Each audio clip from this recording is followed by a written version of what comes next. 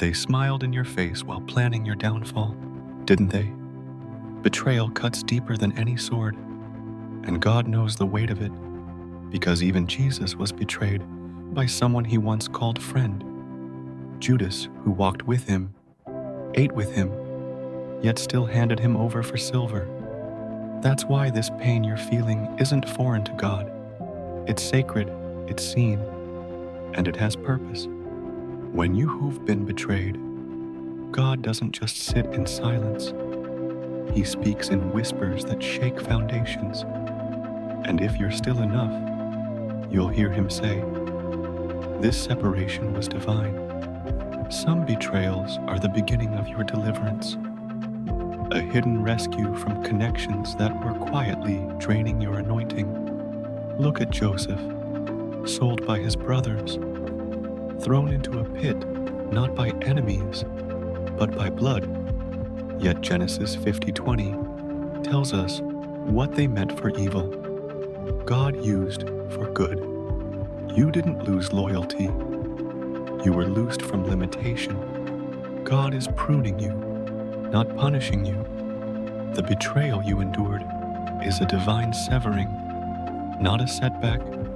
It revealed hearts that could not go where you're going, and he allowed it so you wouldn't keep dragging weight disguised as loyalty. Sometimes the friend you lost was a Judas carrying the keys to your next chapter. Betrayal becomes the bridge. And here's the shocking part. God lets the betrayal come close because proximity exposes intention. You couldn't see their real heart until they were close enough to wound you. But Psalm 55:12-14 says it best. It wasn't an enemy that taunted me, but a companion, my equal, my familiar friend. God allows exposure so you stop praying for restoration with what he's already removed. The warning? Don't go back. Don't try to fix what God has already torn down for your protection. Some doors close because of your growth, others because of their corruption.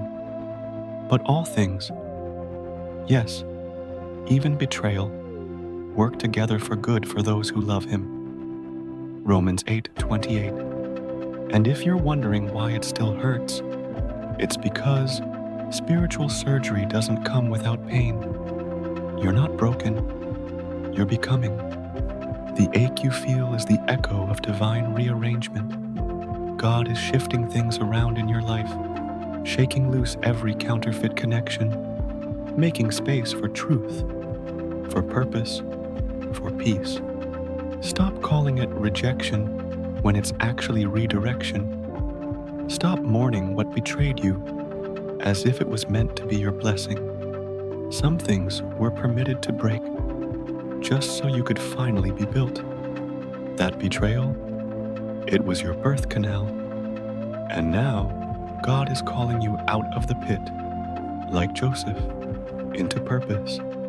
You may feel buried, but God says you've been planted. Let the dirt remind you that resurrection always starts underground. When you've been betrayed, God doesn't just mend you, he molds you. So stand up, shake the dust. Forgive, not to excuse, but to release. Release them so you can rise. Because what's coming next doesn't need the weight of yesterday's wounds. The betrayal was real, but so is the blessing.